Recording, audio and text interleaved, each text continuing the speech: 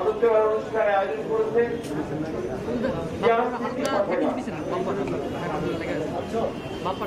এবং সেই পাঠাগারের সভাপতি যারা সালাম মুক্তিযোদ্ধা এবং চেয়ারপারসন উপদেষ্টা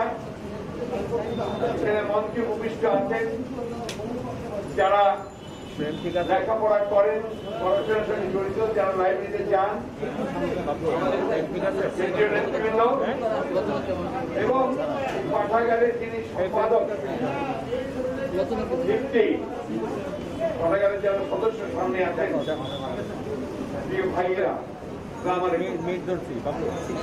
আমাদের সালাম ভাই এই পাঠাগারের সম্পর্কে আপনাদের বলেছেন।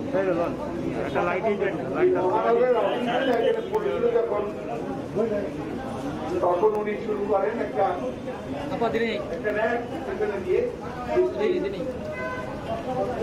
বইপত্র নিয়ে আসে।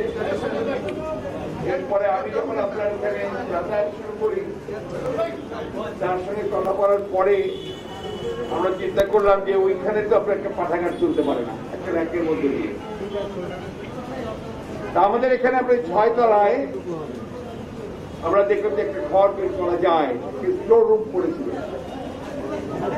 আমি আমাদের চেয়ারপারসন তাদের সঙ্গে আলাপ করে আমরা এই ঘরটাকে দিলাম। আমাদেরই একজন বিএনপির একজন শুভারুদ্দায়ী শুভাকাঙ্ক্ষী, যিনি আমাদের সঙ্গে সদস্য ছিলেন, লায়ন হারুন, তাকে দিয়ে আমরা এই ঘরটা রেনোভেট করলাম। এবং এই যে আপনারা এখন যে শেলফ গুলো দেখেন, বইয়ের র্যাক দেখেন, বিভিন্ন সুন্দর ব্যবস্থা দেখেন, এটা কিন্তু তার অর্থায়ন করলে সে দাঁড়িয়ে থেকে আমাদের ভাইরা দাঁড়িয়ে থেকেই একটা রাজনৈতিক দলে নিজস্ব একটা পাঠাগার থাকবে না এবং বিএনপির মতো একটা দলে, এটা আমরা যারা আমরা ভাবতে পারি না। এই জন্য যে রাজনীতি যদি জ্ঞান নির্ভর না হয়, রাজনীতি যদি আপনার নলেজ বেসড না হয়, তাহলে সেই রাজনীতি কোনো সফল করা যায় সম্ভব না। আমরা জানি যে আমাদের দলের এই প্রতিষ্ঠাতা শহীদ প্রেসিডেন্ট জিয়া রহমান, তিনি এই দল যখন তৈরি করেন তার পেছনে অনেক ঘটনা আছে। তার স্বাধীনতা যুদ্ধের ঘোষণা, পরবর্তীকালে রাজনৈতিক পট পরিবর্তন, একদলীয় শাসন ব্যবস্থা থেকে বহুদলীয় গণতন্ত্রে নিয়ে আসা এবং একটা আপনার বদ্ধ অর্থনীতি থেকে মুক্ত অর্থনীতি নিয়ে আসা, তথাকথিত সমাজতন্ত্র থেকে আপনার একটা বহুদলীয় গণতন্ত্রকে সূচনা করা, এই কাজগুলো সেই প্রেসিডেন্ট জিয়া রহমান করেছিলেন। তিনি যেহেতু পড়তেন, তার জীবনে যদি আপনি পড়েন তাহলে আপনি দেখবেন যে শুধু ছাত্র জীবনে শুধু তিনি ভালো ছাত্রই ছিলেন না, তিনি প্রচুর পড়তেন, সুযোগ পেলেই তিনি বই পড়তেন। এবং যুদ্ধের সময় 1971 সালে সাহিত্য যুদ্ধের সময়ও সেই যুদ্ধক্ষেত্রে যে ক্যাম্প ছিল যেখানে তিনি থাকতেন, সেখানেও তিনি পড়াশোনা করতেন। আসলে কোন যুদ্ধ জয়ই সফল হয় না যদি আপনার তার সম্পর্কে পূর্ণ জ্ঞান লাভ না করেন। আর কোন নেতাই রাষ্ট্রনায়ক হতে পারেন না যদি তার রাজনীতি, ইতিহাস, ভূগোল, সংস্কৃতি এবং ভবিষ্যৎ সম্পর্কে জানা না থাকে। এই সবগুলো মিলিয়ে শহীদ প্রেসিডেন্ট জিয়া রহমান, যার জন্যে তখন থেকেই তার জীবনের শুরু থেকেই তিনি এই বিষয়টার জ্ঞান অর্জন করার উপরে তিনি খুব জোর দিয়েছেন। শুধু শহীদ প্রেসিডেন্ট জিয়া রহমান বলবো কেন, আমরা যে ধর্মে বিশ্বাস করি, আমরা যে আল্লাহ বিশ্বাস করি, সেই কোরআন শরীফের মধ্যে জ্ঞান অর্জনের কথা বারবার বলা হচ্ছে, বারবার বলা হচ্ছে। শুরুই হয়েছে পড়ো, পড়ো, রিড। এক সময় বলা হয়েছে জ্ঞান অর্জনের জন্য প্রয়োজন হলে সুদূর চীনে যাও, সুদূর চীনে যাও। তো আমি চীনে কয়েকবার গেছি। একবার ক্যান্টনের পাশে আমাকে একদিন বলছে এখানে বিরাট সারপ্রাইজ, যে চীনের মতো জায়গা যেখানে বুদ্ধিজম থাকতে পারে পূর্ণভাবে, যেখানে ধর্মের কোন চর্চা নাই, সেখানে মাদ্রাসা শুরু করতে আসলো যে রাসূলুল্লাহ একজন সাহাবী, তিনি ওখানে একটা মাদ্রাসা করেছেন। মাদ্রাসা আমার যাওয়ার সুযোগ হয়েছে, সৌভাগ্য হয়েছে। বিরাট মাদ্রাসা, সেখানে প্রচুর মুসলিমরা লেখাপড়া করছেন, সেখানে আমাদের কিছু বাংলাদেশের ছাত্ররাও সেখানে লেখাপড়া। আমি যে কথাটা বলছি, এই যে লেখাপড়া, পড়াশোনা, জ্ঞান অর্জন, এটাকে বাদ দিয়ে কোনো কিছু অর্জন করা সম্ভব হবে। দুর্ভাগ্য আমাদের, আমাদের এই চর্চাটা একদম নাই। একেবারে বই তো আমার জীবনে উল্টাও দেখিনি, এটাই যথেষ্ট। মনে করো এর মধ্যে তো অনেক জ্ঞান আছে, অনেক কিছু আছে, এটা আমরা তো ওই জ্ঞানের জায়গাটা যাই না। আমরা কি ফেসবুক যাই, হ্যাঁ ইউটিউব দেখি, এর মধ্যে পৃথিবীর যত নোংরা, পৃথিবীর যত অপরাধ, সেগুলো এর মধ্যে থাকে। তার মধ্যে ভালো জিনিসও থাকে, এটা একটা সমাজকে শেষ করে দিচ্ছে। আপনারা দেখছেন প্রত্যেকটি পত্র পত্রিকায় কিসব টিকটক কি সময় কি অবস্থা হয়েছে সমাজে, কি অবস্থা সমাজে। এটা প্রযুক্তির এই জায়গায় আসবে, এটাই স্বাভাবিক। এটা সভ্যতার ক্রমবিকাশের সঙ্গে সঙ্গে, মানুষের মেধার বিকাশের সঙ্গে সঙ্গে প্রযুক্তির পরিবর্তন হবে। প্রযুক্তির পরিবর্তন হয়েছে বলেই কিন্তু আজকে সভ্যতা এই জায়গায় আসতে পেরেছে। আজকে মানুষ চলে যাচ্ছে আপনার চাঁদে, মঙ্গল গ্রহে, সমুদ্রের গভীরে, বুঝতে পারছি কি তার জ্ঞান, মেধা আর এই প্রযুক্তিকে, তাই না? এমনও বলছে যে প্রযুক্তি আজকে ক্লোন তৈরি করছে, ক্লোন। আপনার একটা গরু, ওটাকে আর একটা হুবহু গরু তৈরি করেছে জীবন্ত লাইফ দিয়ে। ছাগল, এমনকি মানুষ পর্যন্ত ক্লোনে তৈরি করছে। আমার আপনার এই যে এয়ারপোর্টে একবার হঠাৎ করে ওই ভেতরে ঢোকার সময় 4-5 জন আপনার গোয়েন্দা বাহিনীর লোক, অত্যন্ত সুঠাম, মনে হলো যে সেনাবাহিনী, তারা আমাকে আটকে দিল। আটকে আমার সুটকেস নিয়ে গেল, আর সেই সঙ্গে আমার ফোন দুটো নিয়ে চলে গেছে।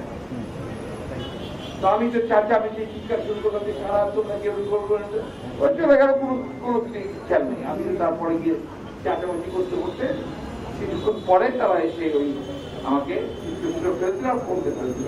আসতে বললো যে স্যার, এটা নিয়ে পরিচিত হওয়ার দরকার নাই, আমরা তো গোয়েন্দাদের মতো। ওই গোয়েন্দাদেরকে আমাকে সার্চ ওয়ারেন্ট দেখান, কেন আপনি আমাদের করতে আবার এই অধিকারের হাত দিচ্ছেন কেন? কিন্তু আমরা চলে গেল। আমি আপনার ইমিগ্রেশনে আপনার ভোট দিলাম। যাওয়ার বেশ কিছুদিন পরে ইমিগ্রেশন একজন পুলিশ অফিসার ছিল, মহিলা, খুবই ভদ্র মহিলা। উনি এসে আমাকে বললেন, স্যার আপনাকে একটু আমার সঙ্গে নিচে যেতে হবে। কেন ভাই? একটু স্যার, একটু চলো। এদিকে দেখে ওই 4 জন ওখানে দাঁড়ায়। আমি ভাই আপনার তো আবার কি, আপনার তো আমার কাছে ফোন নিয়ে গেছেন, আমার সুটকেস নিয়ে গেছেন, স্ক্যানিং করেছেন, দেখেছেন, আবার কি? আস্তে করে থেকে একজন হিসেবে আমরা তো ফোনটা খুলতে পারিনি, পাসওয়ার্ডটা আমাদের জানা নাই। That's your problem, not my problem. খুলে দেন, এই দিলে হবে, মানে বিদায়কে আপনি যেতে পারবেন না। আমি যাচ্ছি অস্ট্রেলিয়া। আমাকে ওই যে পুলিশ অফিসার যে মহিলা, সেও আস্তে করে এসে বললো, সে আবার আমার মেয়ের ট্রান্সফার ছিল হলিক্রসের কলেজে, সে তো চাচা দিয়ে দেন। আমি বললাম যে আসেন, আমি পাসওয়ার্ডটা আমি খুলে দিচ্ছি, আপনাদেরকে আমি পাসওয়ার্ড দেবো না, আমি খুলে দেবো, পাসওয়ার্ড দেবো। আমি খুলে দিলাম, ওরা তাড়াতাড়ি করে কম্পিউটার ল্যাপটপটা কিনে 8টা কেবল টেবল লাগালো, 5 মিনিটের মধ্যে আমাকে উদ্ধার হয়েছে। আমি বললাম যে ভাই কি হলো, ঠিক আছে আমাদের কাজ হয়ে গেছে। ওই মেয়েটা যে আপনার পুলিশ অফিসার আপনার ক্লোন করে ফেলল, পুরো ফোনটাই ওরা ক্লোন করে ফেলল, এভরিথিং ইন দ্য ফোন করে নিয়ে গেল। This is technology. আমি যে বাসায় থাকি, আমার বাসার কখনই আপনার ইন্টারনেট বা অন্যান্য জিনিস আপনার দেখুন আমাকে ফোন করে কলই কথা না, বারবার কেটে যায় কি ব্যাপার। আমি যারা এসব জানে তাদেরকে জিজ্ঞেস করো কি ব্যাপার। আপনার চাকরি এমন এমন জামার বসিয়েছে যে জামার গুলো আপনাদের সব কথাবার্তা ছেড়ে নিয়ে যায়, ওরা রেকর্ড করে ফেলে। We have got nothing secret. আমাদের আর গোপনীয়তা বলতে কিছু নেই। আপনি দেখবেন পুলিশ যেটা চায় যে কাউকে ধরতে, সে একদিনের মধ্যেই ধরে ফেলে। সেটা বলে যে আমরা টেকনোলজি ব্যবহার করে ধরে ফেলছি। টেকনোলজি আমি যে কোনো টেকনোলজি ওই জায়গায় চলে গেছে। আনলেস এ ম্যান স্টাডি, না পড়ে না জানে, প্রযুক্তির ওই জায়গায় না যায়, সে কি করে পারবে? আমাদের বাংলাদেশের ছেলেরা খুব বুদ্ধিমান, অত্যন্ত শার্প। আমাদের বুয়েটের কয়েকটা ছেলে কয়েকদিন আগে ইন্টারন্যাশনাল একটা কম্পিটিশনে ড্রোন প্রতিযোগিতায় আপনার প্রথম স্থান পেয়েছে, একটা গ্রুপ প্রথম স্থান পেয়েছে। আপনি দেখবেন যে আমাদের ছেলেরা খুব মজার আপনার যে আপনাদের ফেসবুকে বিভিন্ন জায়গায় ছবি চমৎকার করে আপনি দেয়, অত্যন্ত বোঝা যায় যে খুব ক্রিয়েটিভ, ইনোভেটিভ। এটা তখনই আপনি অফসেট করতে পারবেন, ওদেরকে পরাজিত করতে পারবেন, হারাতে পারবেন যদি আপনি ইকুয়ালি ওরকম বুদ্ধিমান হন, প্রযুক্তি সম্পর্কে ধারণা। বলেন সাইবার ওয়ার, এখানে আওয়ামী লীগেরা সমানে এখানে মিথ্যা অপপ্রচার করতে থাকে এটার মধ্যে, করে না? আপনারা জানেন তো, যারা চালান অনেকে সবাই চালান। আমাদের সেখান থেকে দেখা যায় আমরা একটু দুর্বল। ওই সফলতা অর্জন করতে হলে কিন্তু আপনাকে জ্ঞানের দিকে দিতে হবে। পাল্টা জবাব দিতে গেলে আপনাকে জানতে হবে যে পাল্টা জবাবটা কি, এগুলোর জন্য আপনাকে পড়তে হবে। না পড়লে না হবে না। সেই জন্যই ওই পাঠাগারটা অত্যন্ত জরুরি প্রয়োজন। এই প্রবণতা চলে গেছে, এটা আমার অভিজ্ঞতা থেকে আমি বলছি। আমি তো জানেন আমি শিক্ষক মানুষ ছিলাম, এখনো শিক্ষক গিয়েছি, শিক্ষকতা করি, বলতে থাকি, অনেকে পছন্দ করে না। আমি যখন শিক্ষকতা করতাম সেটা আপনার দেখো 1972-73 স্বাধীনতার পরে তখন একই প্রবণতা, ছেলেরা পড়তে চায় না, খালি আপনার শুনবে, টেলিভিশন দেখবে, এটাই দেখা আর শোনা, পড়াশোনা নাই। পড়াটা চলে গেল, দেখা আর শোনা। তখনও আমি ছেলেদের জিজ্ঞেস করতাম কি তোমার খবরের কাগজ পড়ো? কম ছেলে বলতাম যে উপন্যাস পড়ো, বই পড়ো, টেক্সট বইটা বাদ দাও, ক্লাসের বইটা বাদ দাও। ইকোনমিক্স পড়াতাম তো, সেখানে ডিমান্ড না পড়ো ঠিক আছে, কিন্তু খবরের কাগজ কি পড়ো? উত্তর দেন। সিনেমার পত্রিকা পড়ো,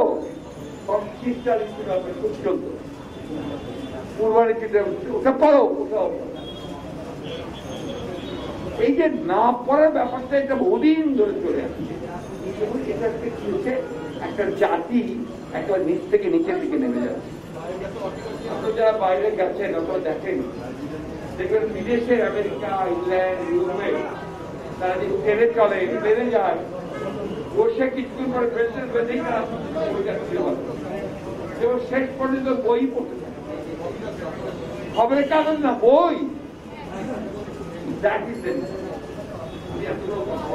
উদ্দেশ্য যে আমরা যারা অন্তত এই পাঠাগারের সদস্য আছেন, আমি খুব খুশি যে আপনারা আছেন এখানে, আপনারা বইপত্র পড়ার চেষ্টা করেন। সবাইকে বলতে হবে, সবাইকে ছড়াতে হবে বইপত্র পড়ার, আর সব ধরনের বই পড়তে হবে। শুধু আমার এন্ট্রি বই পড়বো এটা একটা না, সকলের বই পড়তে হবে।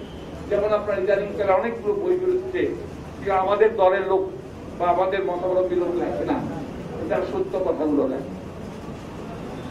যে 1971 সালে যে স্বাধীনতা যুদ্ধ হয়েছিল, এই যুদ্ধের ঘোষণা দিয়েছিলেন প্রেসিডেন্ট জিয়াউর রহমান। এইটার প্রমাণ হিসেবে অনেক বই বেরিয়েছে। আপনি যদি জানেন যে কোন কোন বইকে কোথায় রেখে জবাব দিতে পারবেন, আপনার সোশ্যাল মিডিয়াতেই জবাবটা দিতে পারবেন। আর যদি না জানেন তাহলে তো জানবেন না, তার খালি একটি স্লোগান বাম ডান উত্তর দক্ষিণ পূর্ব পশ্চিম, এই স্লোগান দিয়ে কিন্তু আপনার এই যুদ্ধ জয় করা যাবে না। আপনার বুদ্ধি যে মেধা দিয়ে এই যুদ্ধ জয় করতে হবে, সেই কারণেই সবকিছুই করতে হবে। আজকে আমি অনেকগুলো বই এনে দিয়েছি আমাদের লাইব্রেরিতে, তার মধ্যে দুটো বই খুবই জরুরি, যেটা আমি বলবো যে প্রত্যেকেই পড়বেন। এটি বোধ হয়তো পড়েছেন কিনা আমি জানি না, পড়ে থাকতে পারেন, লাইব্রেরিতে থাকার কথা।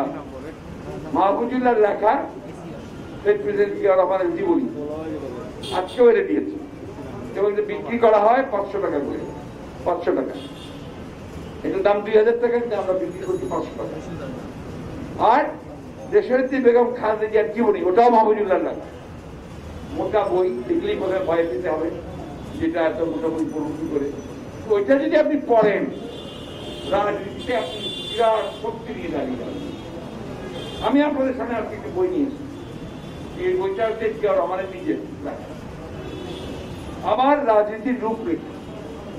বইটা উনি নিজে লিখেছেন তা না, ওখানে তিনি যেখানে যে রিভিউ দিয়েছেন, কতগুলো প্রবন্ধ লিখেছেন, সেগুলি একটা সংকলন।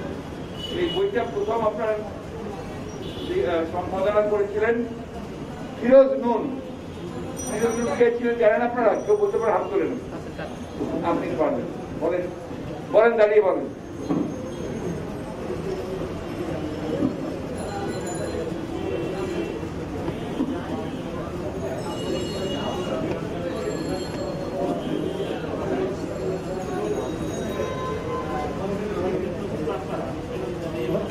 না, উনি কি ছিলেন, বিএনপিতে ওনার অবদানটা কি ছিল, মানে জায়গা কি ছিল বিএনপিতে? আমি বলছি প্রেসিডেন্ট জিয়াউর রহমান সাহেব বিএনপির নেতা কর্মীদেরকে রাজনৈতিক প্রশিক্ষণ দেওয়ার জন্য তিনি একটা একাডেমি তৈরি করেছেন। সেই একাডেমির, সেই ইনস্টিটিউটের প্রিন্সিপাল তৈরি করেছিলেন তাকে। আমি বোঝাতে পারছি? আপনার কি পেছনে যারা আছেন কথা বুঝতে পারছেন আমার? এবং সেই ফিরোজ নুন, আমি আপনাদের এখন দেখাবো সেটা আবার, উনি পরীক্ষা নিতেন, যে সমস্ত পড়ানো হতো, প্রশিক্ষণ দেওয়া হতো, যেগুলো ক্লাস হতো, মন্ত্রী এমপি এবং আপনার বড় বড় নেতাদের, তাদের পড়ানো হতো, প্রশিক্ষণ দেওয়া হতো, ক্লাস নেওয়া হতো। পরে কোর্স শেষ হলে আবার পরীক্ষা নেওয়া হতো। এখানে আপনি দেখবেন, আমি আপনাদের দেখাবো যে বইটা আপনারা দেখবেন, কাদের কাদের প্রশ্নপত্রের উত্তর আছে এবং তারা পরীক্ষা দিয়েছেন, তার উত্তরগুলো আছে কাদের কাদের।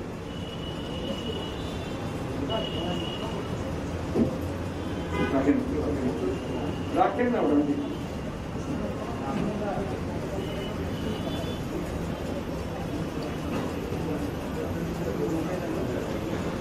এখানে সাহেদুর রহমানের আপনার উত্তর আছে, আমাদের প্রধানমন্ত্রী, তিনিও পরীক্ষা দিয়েছেন। কর্নেল আকবরের আছে, তারপরে আপনার অ্যাম্বাসেডারদের আছে। এই যে আপনারা দেখবেন এখানে জামাল উদ্দিন সাহেব ডেপুটি প্রাইম মিনিস্টার ছিলেন, তিনিও প্রশ্নের উত্তর দিয়েছেন। নম্বর দেওয়া হয়েছে তাকে 5, 3, 2, 4, এবং কেউ খুব ফেল করেছে সেই পরীক্ষা। হ্যাঁ, এগুলো যদি আপনারা দেখেন, বোঝেন, তাহলে বুঝবেন যে কত দরকার। আমাদের প্ল্যানিং কমিটির সদস্য ছিলেন ডক্টর আরিফুল চাঁদ, ছিল মাদার চাঁদ, ছিলেন একজন মন্ত্রী প্রযুক্তির মাদার, তার আছে আপনার ডক্টর খন্দকার মোশাররফ সাহেব, আমাদের ইসলামিক মেম্বার, তারও আছে। সবাইকে সব পার্সেন্ট ছিল। আর এই পরীক্ষায় পাস করতে না পারলে চাকরি নাই, মন্ত্রিত্বরাই কম্পালসারি। আমি কথাগুলো এই জন্য জোর দিয়ে বলছি, না হলে আমাদের যে মুক্তির জন্য আমরা সংগ্রাম করছি, যে লড়াই করছি, সেই লড়াইয়ে আমরা অস্ত্র নিয়ে দাঁড়াতে পারবো না। সেই অস্ত্রটি হচ্ছে জ্ঞানের অস্ত্র, সেই অস্ত্রটি হচ্ছে আপনার যে নলেজ, সেই নলেজের অস্ত্র। অর্থাৎ আপনাকে নলেজ বেসড পলিটিক্স করতে হবে এবং আপনার মুভমেন্ট করে কখন কোনটা কি অবস্থায় তৈরি হচ্ছে, দেশের অবস্থা কি, দেশের রাজনীতির অবস্থা কি, অর্থনীতির অবস্থা কি, সব জানার জন্য আপনার করতে হবে। আজকে দেখবেন যে পত্র পত্রিকায় এই যে বাজেট নিয়ে অনেক কথা হচ্ছে না, আমরা তো ভাষা ভাষা পড়ছি কারণ যেভাবে লিখছে, কিন্তু বাজেটে আসলে কোন দিকটা কেন ব্যাংকিং সাইড, ফিনান্সিয়াল সাইড, আপনার মনিটারি পলিসি, এগুলো সম্পর্কে আমাদের জানতে হবে। আমরা এই যে আগে আপনার বললো যে আপনার এই যে সংস্কৃতি সম্পর্কে আপনার যে প্রথম যে মন্ত্রণালয় জানতে হবে না, আমাদের জানতে হবে না যে মহিলা ও শিশু বিষয়ক মন্ত্রণালয় শহীদ প্রেসিডেন্ট জিয়া রহমান প্রথম করেছিলেন, কি কি ছিল, কি বিষয়গুলো নিয়ে সেগুলো ছিল, আমাদের জানতে হবে না। আমাদের এই জিনিসগুলো যদি আমরা না জানি তাহলে কিন্তু আমরা কাজ করতে পারবো, আমাদের সেই কাজ করার শক্তি থাকবে না, ক্ষমতা থাকবে না। গতকাল আমি কতগুলো কথা একটু শক্ত করেই বলতে চাই। সেটা হচ্ছে যে শহীদ প্রেসিডেন্ট জিয়া রহমানকে ভালো করে জানি, আমরা জানি না, আমরা যে যার মতো করে কথা বলতে থাকি। আমরা কেউ শহীদ প্রেসিডেন্ট জিয়া রহমানকে আপনার ইসলামিক বিপ্লবী বানাই ফেলি, কেউ আবার বামপন্থী আপনার রেভলিউশনারি বানাই ফেলি, যে তিনি শেখ গুয়েভারার মতো ছিলেন, এই ধরনের কথা বলতে থাকি। সঠিকভাবে জানতে হবে তাকে, তার মতো করে জানতে হবে, তাকে জানতে হবে। আমি বেশি দূর যাবো না, এটা আপনার সবসময় কথাবার্তা বলে বিভিন্ন ভাবে বাংলাদেশি জাতীয়তাবাদ, এটা তার দেওয়া। কারণটা উনি বলেছেন যে বাঙালি জাতীয়তাবাদটা ফেল করেছে, পাকিস্তান ফেল করেছে আপনার মুসলিম জাতীয়তাবাদ। সুতরাং আমাদের যেটা আছে সেটা হচ্ছে আমাদের অঞ্চল ভিত্তিক বাংলাদেশি জাতীয়তাবাদ, এটি হচ্ছে আমাদের বাস্তবতা। এখানে অনেক বড় লেখা যাবে, সেটা বলতে চাই, একটা বলতে চেয়েছি 47 সালে ধর্মভিত্তিক করে মূলত পাকিস্তান হলো।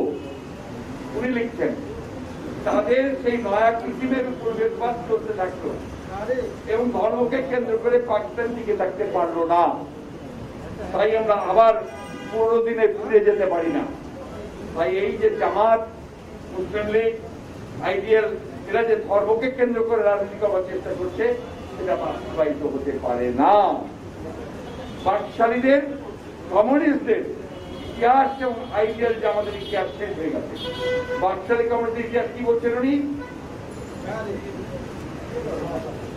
আজকে বাকশালী কমিউনিস্ট পার্টি যে বাঙালি জাতীয়তাবাদের কথা বলছে সেটাও চলতে পারে, কারণ তার পশ্চিম বাংলা, বিহার, উড়িষ্যা যে একটা ব্যাপার আছে আপনার বাঙালি জাতীয়তাবাদের, সেটাও তেমন চলতে পারে না। সুতরাং বাংলা আমাদের জাতীয়তাবাদের মধ্যে ভৌগোলিক অঞ্চলের ফ্যাক্টর, সেখানে কি বলছে অর্থনৈতিক ভিত্তিক, সাংস্কৃতিক ভিত্তিক এবং আমাদের তাত্ত্বিক ভিত্তিক, সবগুলোকে মিলিয়ে আমাদেরকে আমাদের বাংলাদেশি জাতীয়তাবাদ দীর্ঘ আলোচনার দরকার নেই। আমি যে কথাটা অনেকদিন বলছি ভাই, শর্টকাট কোনো রাস্তা নাই। একটা যুদ্ধ যখন করতে হবে, সেই যুদ্ধ কিন্তু আপনাকে পুরোপুরি ভাবে কিন্তু করতেই হবে। এরা আপনাকে এমনি এমনি ক্ষমতা দিয়ে দেবে না।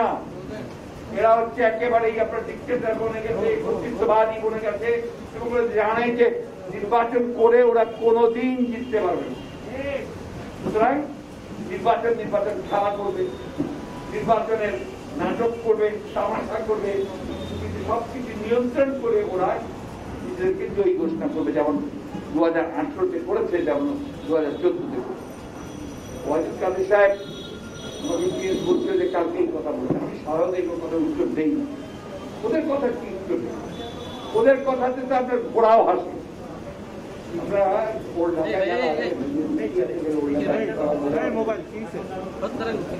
ঘোড়ার গাড়ি চাচ্ছিলাম, একটা গাড়িতে আপনার ভাড়া আমরা উঠছি, আমরা আপনার ওই ঘোড়ার গাড়িতে করে হলে যেতাম।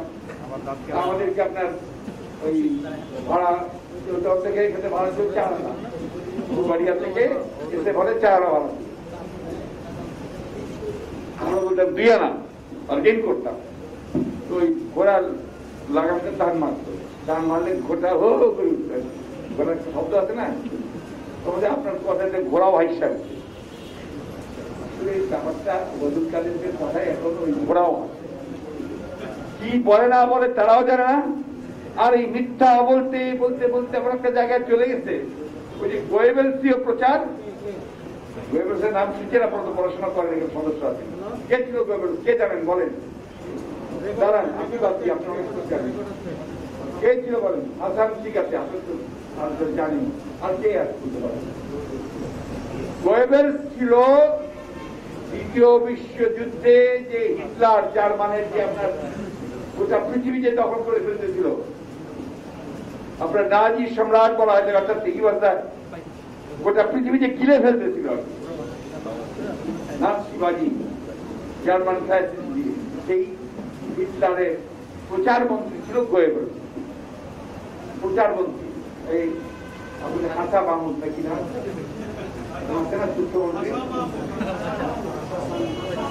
আরে হাসা মাহমুদ, হাসা মাহমুদের মতো অনর্গল মিথ্যা বলেই যাচ্ছে।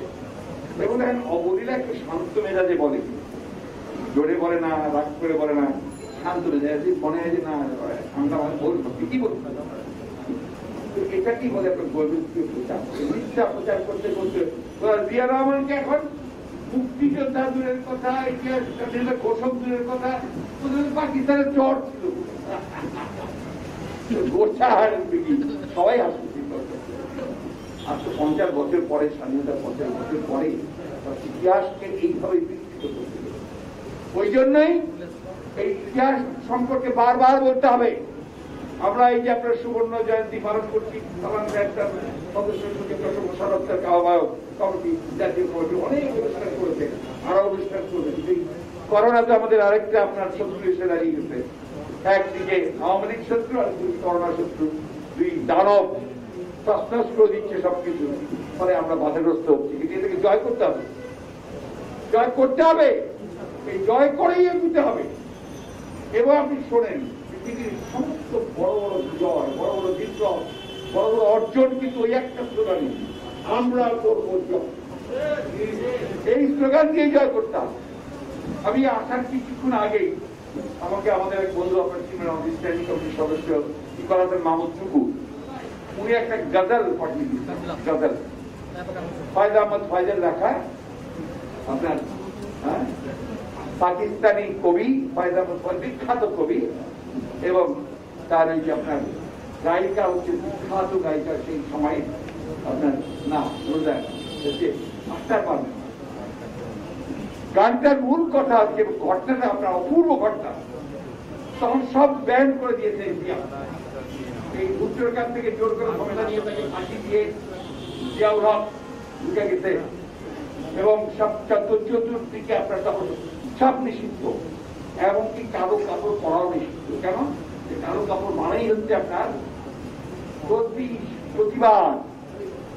কালো কাপড় বেঁধে সাংবাদিকরা আপনার প্রতিবাদ জানাতো যে আপনার কি হচ্ছে, আমরা প্রতিবাদ জানাচ্ছি। আমরা অনেক সময় কালো কাপড় জানাই, কালো পতাকা দেখাই, প্রতিবাদ।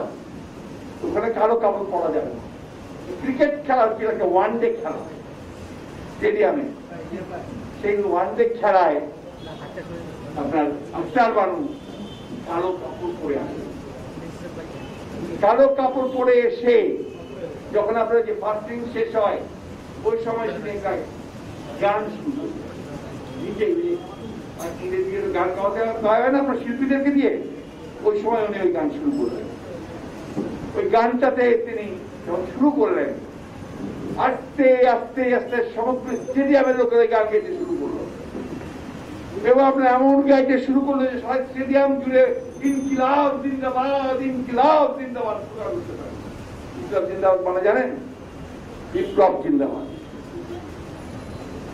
এক সময় আপনার অথরিটি এত ভয় পেয়ে গেল যে তারা লাইট সব অফ করে দিল, আপনার মাইক্রোফোন অফ করে দিল, সাউন্ড অফ করে দিল। তার মানুষ 50,000 মধ্যে সমানে গান এটাকে বলে আপনার প্রতিবাদ। এটাকেই বলে ওই যে আপনার যেটা বললাম যে আপনার জ্ঞান থেকে, আদর্শ থেকে ওই জিনিসগুলো আসতে হবে। আমাকে যতই চেষ্টা করুক মুছে ফেলতে, মুছে ফেলা যাবে না কোথাও। জিয়া রহমান তো আমাদের ইতিহাসে, আমাদের রক্তে, আমাদের মজ্জায় চলে গেছে। তার জন্য আমাদের কোন আইন লাগে না, সংবিধান লাগে না, আমাদের মানুষের মাথায় মাথায়, মগজে মগজে, রক্তে রক্তে রক্তে রক্তে, পরিকায় পরিকায় জিয়া রহমান। জিয়া রহমান এই দেশের স্বাধীনতার ঘোষণা দিয়েছিল। জিয়া রহমান এই দেশে গণতন্ত্রকে ফিরিয়ে আনিয়ে এনেছিল, যারা গণতন্ত্র হত্যা করেছিল তাদেরকে সরিয়ে বহুদলীয় গণতন্ত্র চালু করেছিল, মানুষের অধিকার ফিরিয়ে দিয়েছিল এবং এই বাস্কেটটাকে তিনি উপরে টেনে তোলার চেষ্টা করেছিল। বললে ওদের মেজাজ খারাপ হয়। চীনের সঙ্গে প্রথম সম্পর্ক স্থাপন করেছিল কে? সৌদি আরব সহ সমস্ত মধ্যপ্রাচ্যের সঙ্গে সবচেয়ে সম্পর্ক স্থাপন করেছিলেন কে? জিয়াউর রহমান। কে এই দেশে উদ্বৃত্ত ফসল উৎপাদন করে বিদেশে রপ্তানি করতে শুরু করেছিলেন কে? জিয়াউর রহমান। কে এই দেশে গার্মেন্টস শিল্পকে তৈরি করে বিদেশে কাপড় রপ্তানি করে দেবে আপনার বেশি আয় করতে শুরু করলেন কে? লক্ষ লক্ষ মহিলার চাকরি দিল কে? জিয়াউর রহমান। কে এই দেশে মানুষকে বিদেশে পাঠিয়ে মধ্যপ্রাচ্যে পাঠিয়ে রেমিটেন্স আনতে শুরু করলো, যেটা দিয়ে আপনার রিজার্ভ বাড়তে শুরু করলো, সেটা কে? জিয়াউর রহমান। এই দেশের তরুণদেরকে কে জাগিয়ে তুলল? মহিলাদেরকে কে জাগিয়ে তুলল? হাল কেটে হালে একা কাটতে যায় নাই, হাজার হাজার মানুষকে, গ্রামের মানুষকে নিয়ে, ছাত্র ছাত্রীদের নিয়ে। আপনি এখনো দেখবেন অনেকে বয়স হয়ে গেছে, এসে বলে যে আমি জিয়াউর রহমানের হাত মিলিয়েছিলাম। আমরা যখন যাই, কোথায় হাত মিলিয়েছিলেন? উনি খাল কাটতে আসছিলেন, ওরা হাত মিলিয়ে। আমার এলাকাতে আমি যখন গ্রামে যাই, অনেক বয়স্ক মানুষ এসে বলে ভাই আমি গ্রাম সরকার ছিলাম। ওই যে গ্রাম সরকার তৈরি করেছিলেন মানুষকে সম্পৃক্ত করবার জন্য, সেটাই আপনার উনি তৈরি করতে চেয়েছিলেন একেবারে গ্রাম থেকে, তৃণমূল থেকে নেতা। এইদেরকে গ্রাম, আপনার যে গ্রাম প্রতিরক্ষা বাহিনী বিজিবি, এখানে 40% মহিলাকে উনি চাকরি দিয়েছে। কুটির শিল্প আপনার বিদেশে, এই যে আপনার বৈদেশিক, আপনার যে বৈদেশিক সম্পর্ক, ফরেন অ্যাফেয়ার্স মোমেন সাহেব এখানে একটা কথা বলে, আরেকটা কথা বলে। আমরা এই কিছু আগে বললেন যে রোহিঙ্গাদের পক্ষে, আমাদের পক্ষে তো রোহিঙ্গাদের জন্য কেউ কথা বলে না, রোহিঙ্গাদেরকে বর্মায় পাঠানোর জন্য কেউ কথা বলে না। তখন এই জিয়াউর রহমান, এই ভারতের প্রধানমন্ত্রী মোরারজি দেশাই তাকে বাধ্য করেছিলেন ফারাক্কা আমাদের চুক্তি করার জন্য। এই জিয়াউর রহমান আপনার জাতিসংঘের যে আপনার অস্থায়ী সদস্য, জাপানকে পরাজিত করে তিনি আপনার বাংলাদেশ নির্বাচিত হয়েছে। ইরানে ইরাক যুদ্ধের মধ্যস্থতা করেছিলেন জিয়াউর রহমান। সার্কের স্বপ্ন দেখে তিনি সেটাকে বাস্তবায়িত করার কাজ শুরু করেছিলেন। জিয়াউর রহমান লিজেন্ড, কিংবদন্তির নেতা, তাকে কখনো বলা যায়।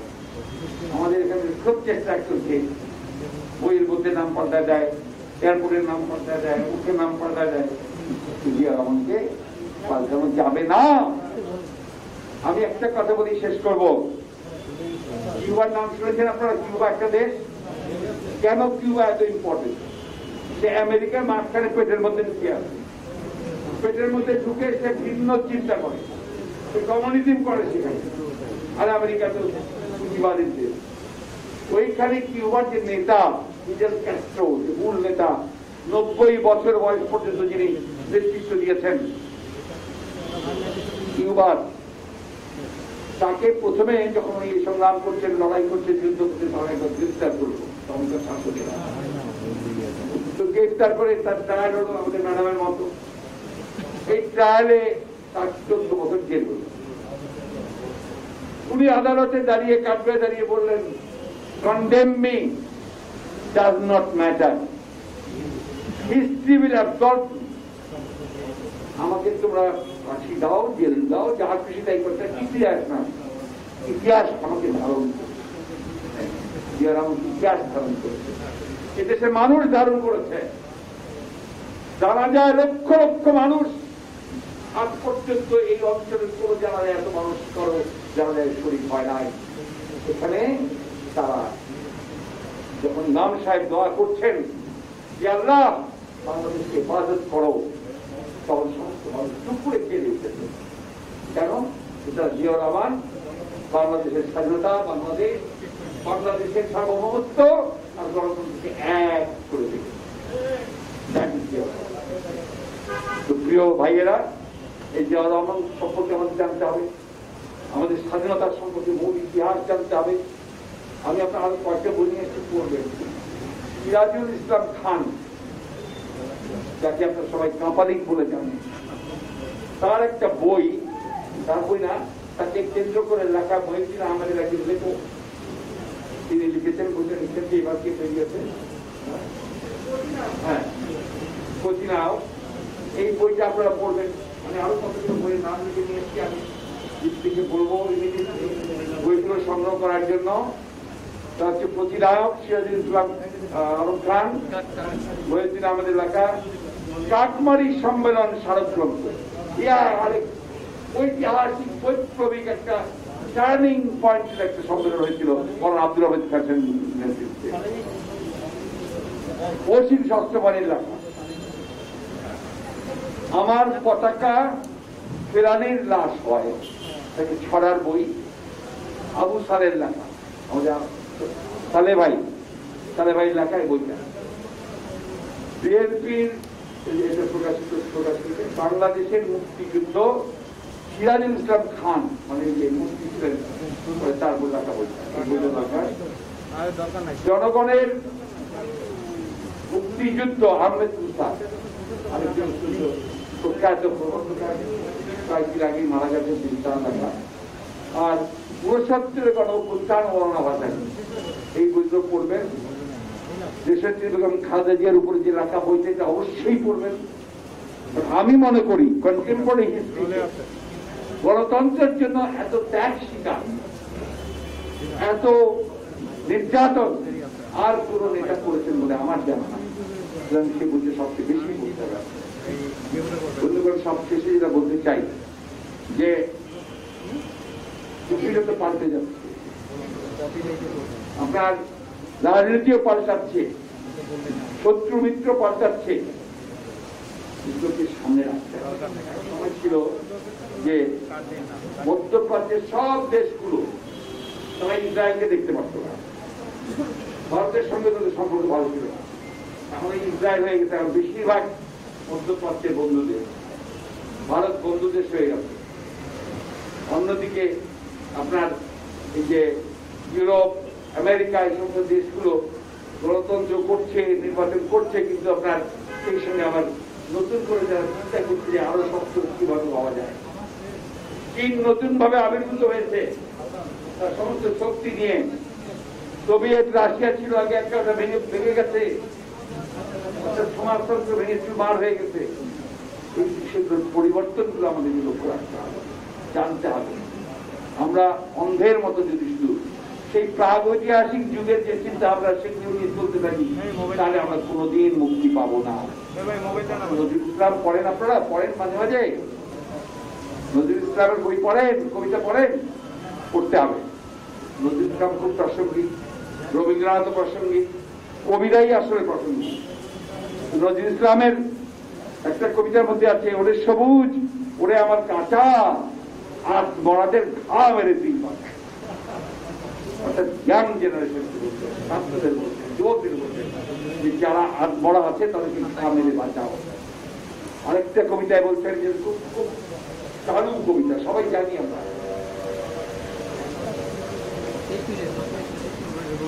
জওয়ান হও আগুয়ান নাকি যে ভবিষ্যৎ, শিবির রাত্রি মান্ত্রীবন্ত্রী শান্তি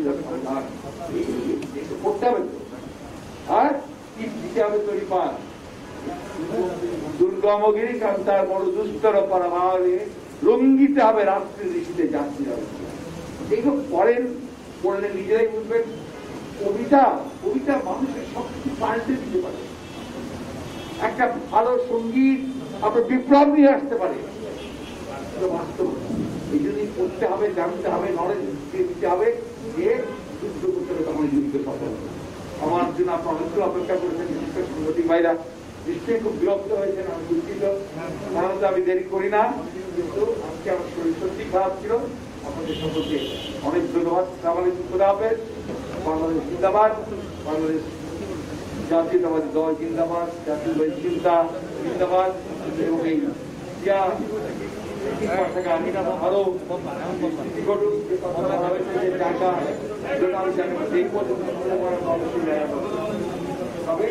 আপনাদেরকে আবারও বলছি, আপনারা দয়া করে আপনারা সবাই এই পড়াশোনা করবেন, পাঠাগারে আরো সুযোগ হতে পারে। আমরা ইতিমধ্যে প্রোগ্রাম নিয়েছি যে আমরা যেন আপনার প্রত্যেকটা বিভাগীয় সদরে আপনার উদ্যোগ প্রদর্শনী করতে আমাকে করার জন্য আমাদের সুবর্ণ জয়ন্তী আরো বই মেলা হবে। শোনেন, কঠিন বই প্রকাশ করা যায় না, সব ব্ল্যাক লিস্টেড, ওদেরকে আপনার ওদের বই মেলা দেয় না, থাকতে দেয় না, এর মধ্যে আপনারা পারবেন যতদিন পারেন দেখে সহযোগিতা করেন। ধন্যবাদ।